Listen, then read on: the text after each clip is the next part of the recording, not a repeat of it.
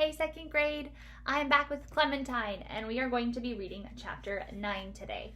Now, before we get started, let's look back at chapter 8. This is the end of chapter 8. This is what Clementine looked like, and she wasn't very happy, and that's because her mom discovered that Clementine had taken her special markers that she uses for her art and used them, her permanent markers, to color her hair and Margaret's hair. And then her mom and dad went upstairs to talk to Margaret's mom, and Clementine thinks that they're going to have that discussion about the easy one, hard one rule. Let's see what happens in chapter 9. Here's the picture. Chapter 9. I cannot look at your green head for one more day, my mom said, as soon as I woke up on Sunday morning. So right after breakfast, she took me into the kitchen and started scrubbing my head with scouring powder and saying things I've never heard a TV mother say. She scrubbed so hard she probably made a hole right through my head skin and my head bone, and now everybody can see right into my brains, and I'd better not do any more cartwheels. All the time, I watched out the window for Margaret's feet. Margaret's brother is not my special friend, I told my mother, in case she thought I was watching out for Mitchell's feet, which I was not, because he is not my special friend. My mother kept on scrubbing, and all she said was, "That's nice," which is what grown-ups say when they're not paying attention to you. Suddenly, my amazing corner eyes saw what my dad was reading to my brother in the living room. "Stop!" I yelled. Then I flew over and jumped on his lap and slammed the book shut just in time. "Lima Bean is little, Dad," I reminded him. "He'd get scared of those shoes." "First of all, your brother's name isn't Lima Bean," my dad said. "Second of all, what shoes, Clementine?" "I told you he was not so good at paying attention. Those shoes are pretty hard to miss. The pointy green ones on the bear," I whispered. "Page 14. Which I know because, okay, fine, I look at that page a lot. Sometimes I like to scare myself. Today was not one of those days, though.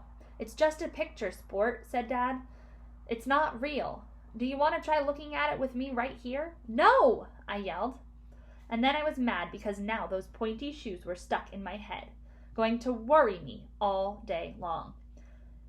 I jumped off my dad's lap and ran back into the kitchen because I have discovered that lots of foods are round. Cookies, hamburgers, pizzas, donuts, cupcakes, apples, you name it, all the good stuff is round. I grabbed 2 slices of bologna and bit them into a pair of glasses, which is a trick I invented, and only I know, and now you will too. Fold a slice of bologna in half and then bite right in the middle of the flat side. Do it again, then slap the circles over your eyes and you have bologna glasses. Here is a picture of that. And then, because I am so good of a sister, and okay, fine, because I was still hungry, I made a pair for my brother, too. "Here, Peapod," I said, climbing back into my dad's lap and slapping my brother's pair onto his eyes. "Put on your glasses." There's her family. My brother started laughing so hard he spit up his breakfast waffles, and my parents said, "Clementine, please," at the exact same time, which I think they practiced at night when I was asleep, but they were laughing too. And suddenly it was a pretty good day in spite of the hole scrubbed into my head. The good day feeling made me think about all the bad day feelings I'd been having this week, and made me think about Margaret, and then the best idea of all sprung right into my brain. Because I'm so good at paying attention, I know all the things that Margaret likes. So I ran around my apartment gathering them up. Polka Dotty's flea collar, because Margaret loved my old cat. Pepperoni, because that's the only kind of pizza I've ever seen her eat. The red shoes Margaret makes me put on Barbie every time we play. A blue jay feather from my collection, because her favorite color is blue. Some M&Ms, because she breathed on mine.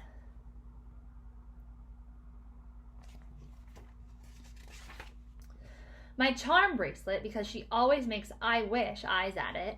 Lace ripped from my party socks because I borrowed them from Margaret one time and I forgot to tell her. Pink sparkle nail polish because she tried to borrow it from me, but I caught her. A dead bumblebee, I don't know why. The rest of the curly red hair I cut off because that's how we got into all this trouble in the first place. Then I got my mother's favorite hat, a big bottle of glue, and my dad's aftershave, which Margaret and I love to squirt all over us because it has such a heavenly aroma. I glued and I glued and I glued, and I squirted it and I squirted and I squirted, and I smiled. Then I ran out, and guess who I met in the elevator?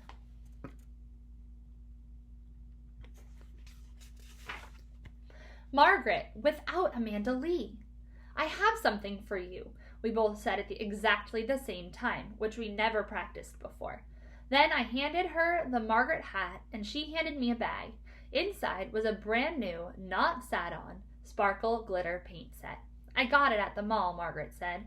Then, without even a grown-up telling her to, she told me she was sorry she was mean to me at my birthday party. Clementine looks surprised. I'm sorry about your hair, I said. Okay, fine, we both said. And it was, for about 1 minute.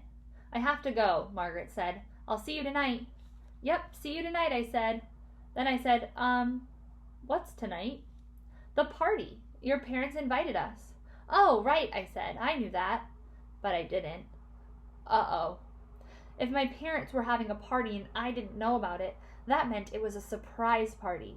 Surprise parties are either for birthdays or going aways. It wasn't my birthday anymore. Uh-oh. I guess you'll have to wait and see what happens in chapter 10 tomorrow. So our last chapter will be filmed tomorrow, probably around the same time, and posted in the Google Classroom. Look out today in the Google Classroom because there will be a comprehension question and a vocabulary word like there is every chapter we read. All right, I'll talk to you soon. Bye.